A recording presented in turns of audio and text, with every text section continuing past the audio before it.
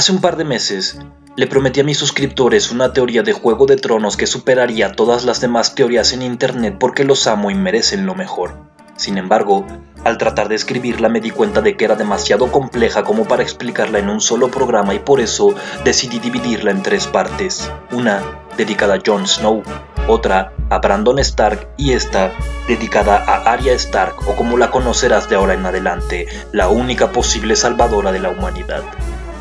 Juego de Tronos se publicó el 1 de agosto de 1996 bajo el título de Una canción de hielo y fuego, y cuando pensamos en los representantes del hielo en Juego de Tronos, pensamos en automático en los caminantes blancos, mientras que al pensar en los representantes del fuego, pensamos en automático en los dragones, por lo que para muchos este título simboliza la pelea final entre los caminantes blancos y los dragones, pero pienso que existe otra retorcida posibilidad que te parecerá completamente absurda al principio, y es que en realidad Brandon Stark es el representante del hielo, mientras que Arya Stark es la representante del fuego, por lo que el libro culminaría en una pelea a muerte entre ambos personajes. Sí, ya sé que es tan absurdo que quitarías el video ahora mismo, de no ser porque ese era el título desde el principio y sabías de qué se iba a tratar este programa. Así que tu pregunta ahora debería de ser si esto es siquiera remotamente posible o si acaso pierdes el tiempo escuchando a un loco desequilibrado que gusta de malgastar su tiempo haciendo teorías pendejas. Pues bueno, para ser sincero, todo comenzó porque me imaginé viviendo en el mundo de Juego de Tronos teniendo que elegir alguna religión. Así es, pienso cosas súper estúpidas todo el tiempo. Los Greyjoy tienen al dios ahogado, los Dothraki tienen al gran semental, los Stark a los dioses antiguos y así sucesivamente. Sin embargo, por lo que yo sé, solamente existen 3 dioses que han demostrado su existencia con acciones. El primero es el Cuervo de 3 ojos, que sería el dios detrás de la religión de los dioses antiguos que tienen los Stark. El segundo sería... ¿Qué? ¿No crees que el Cuervo de 3 ojos sea un dios? Pues bien, lo que pasa es que cuando escuchas la palabra Dios tal vez tengas una idea que no necesariamente es correcta. En la actualidad, la mayoría del mundo tiene una religión que cree en un Dios que todo lo puede, omnipotente, que todo lo ve, omnipresente y que todo lo sabe, omnisciente. Sin embargo, estas 3 características son muy recientes en Dios, de tal modo que incluso para algunas culturas los dioses no son perfectos, no lo pueden todo, ni lo saben todo, ni están en todas partes. Los dioses de los romanos y de los griegos son un muy buen ejemplo. Según el libro de la Ilíada, Afrodita, diosa del amor, es herida en una batalla en Troya por la lanza de Diomedes en medio de un combate, lo que significa que aunque son seres muy poderosos, estos dioses no son perfectos y pueden ser asesinados. Según los nórdicos, Odín organiza una cena para 12 dioses y Loki, sin ser invitado, aparece como el integrante número 13 y engañando a Hodder, el dios ciego de la oscuridad, logra que este dispare su arco y asesine accidentalmente a Balder, el dios de la paz. A partir de entonces, se considera que el 13 es un número de mala suerte, pero lo que importa es que se entiende que en la mayoría de las culturas se cree o se creyó en dioses que no eran perfectos, que podían ser engañados, heridos y hasta asesinados. Bajo esta idea, los dioses de Juego de Tronos son en realidad seres poderosísimos que pareciera que no son humanos, pero que no necesariamente son omnipotentes, omnipresentes y omniscientes, por lo que pueden equivocarse e incluso ser asesinados, y bajo esa figura es claro que el Cuervo de 3 ojos es el dios detrás de la religión de los dioses antiguos de los Stark, lo que significa que Brandon Stark es actualmente el representante de este dios antiguo. El segundo dios que parece real es el de la fe de los 7, el dios de muchos rostros conocido popularmente como Jaqen H'ghar, y finalmente el señor de la... ¿Qué? ¿No crees que Jaqen H'ghar es un dios? Pues bien, entonces demos un breve repaso a todo lo que ha hecho este personaje. En el capítulo 6 de la segunda temporada, mata al hombre que pensaba delatar a Arya Stark con Tywin Lannister en una cantidad absurdamente pequeña de tiempo. Más tarde, elimina una docena de guardias profesionales sin que ellos hagan siquiera un pequeño ruido. Si somos muy estrictos, parece incluso que no envejece, pues le hemos visto usar el rostro de hombres ancianos y jóvenes. Algunos, entre quienes me incluyo, piensan que Silvio Forel y Jaqen H'ghar son en realidad la misma persona, lo que implica que lleva años enteros vigilando a Arya y finalmente puede estar en 2 partes al mismo tiempo. En el capítulo 10 de la quinta temporada, cuando Arya mata a Meryn Trant, es castigada con una ceguera temporal, pero antes de eso, Jaqen demuestra ser capaz de ser dos personas al mismo tiempo, y si estar en dos partes, no envejecer, ser una máquina asesina y estar vivo y muerto a la vez no le es suficiente para decir que esto es un dios, entonces no sabría convencerte de cómo es que Jaqen H'ghar no es humano. Y finalmente, tenemos al Señor de la Luz, que ha sido un personaje muy activo en la serie, pues este dios en particular ha revivido a un par de personajes en más de un par de ocasiones, lo que le convierte en el dios más activo de todos. Pero algo curioso sucede aquí, y es que este dios aparentemente no se ha encarnado en ninguna persona, es decir, los dioses antiguos tienen al cuervo de tres ojos que a su vez tienen a Brandon Stark, mientras que el dios de muchos rostros tiene a Jaqen H'ghar que a su vez tiene a Arya Stark, pero el Señor de la Luz... ¿Qué? ¿No crees que Arya Stark sigue trabajando para el dios de muchos rostros? ¿De verdad soy el único puto loco paranoico aquí? No creo que Arya haya dejado de trabajar para el dios de muchos rostros solo porque en apariencia falló en su entrenamiento.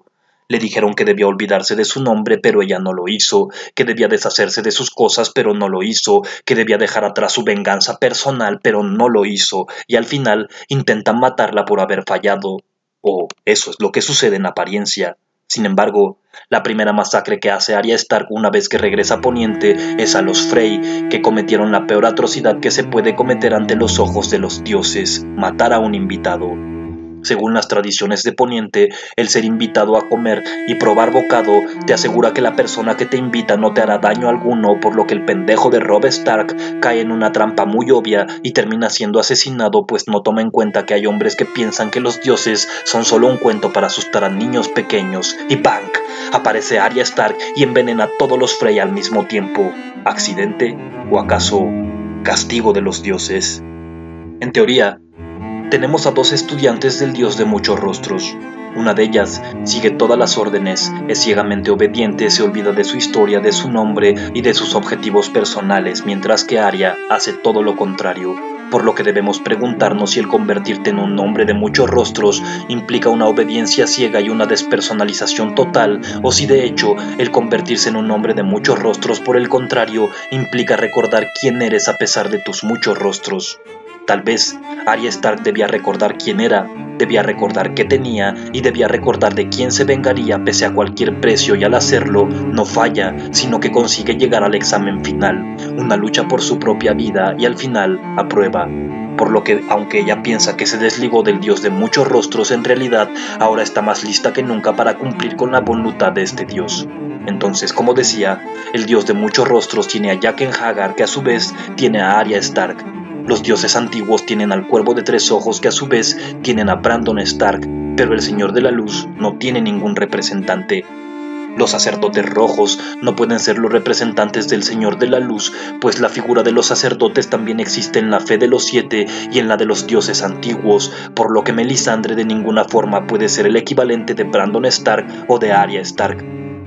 Como dije antes, este viaje ha sido inicio porque me preguntaba qué religión debía seguir en caso de vivir en Poniente, y a pesar de que en los libros Stannis Baratheon es mi personaje favorito, pienso que yo no seguiría al Señor de la Luz porque hay algo muy raro con él. Es cierto que tiene mucho poder, porque logra que las personas que creen en él vean imágenes en el fuego, pero lo que ven frecuentemente es falso y termina por hacer mucho daño a las personas que le creen. Melisandre ve en las llamas una victoria en Desembarco del Rey, pero resulta en una derrota. Stannis ve en las llamas una victoria contra los Bolton y resulta aplastado por el ejército de Ramsay, y el perro tiene una visión en la que se le revela la ubicación del Rey de la Noche y decide guiar a Jon Snow hasta ahí, quien a su vez decide guiar a Daenerys Targaryen hasta ahí, quien a su vez decide llevar a sus dragones al norte del muro, lo que ocasiona la muerte de Viserion, lo que a su vez resulta en la caída del muro. Renly Baratheon, que a pesar de ser super gay parecía ser el mejor candidato a rey en Poniente, pues además de poseer inteligencia y carisma, era sabio y piadoso, lo que le habría permitido llevar a Poniente entero a una era de paz, pues contaba con los aliados suficientes y con una muy buena noción de política. Pero, ¿qué es lo que hace el Señor de la Luz? Le rebana la garganta para beneficiar a Stannis Baratheon a través de un monstruo que más que un dios parece ser un demonio. Luego, traiciona al propio Stannis Baratheon, quien deja merced de los Bolton, que a su vez son vencidos por Jon Snow y por Sansa Stark. Más por Sansa que por Jon, la verdad.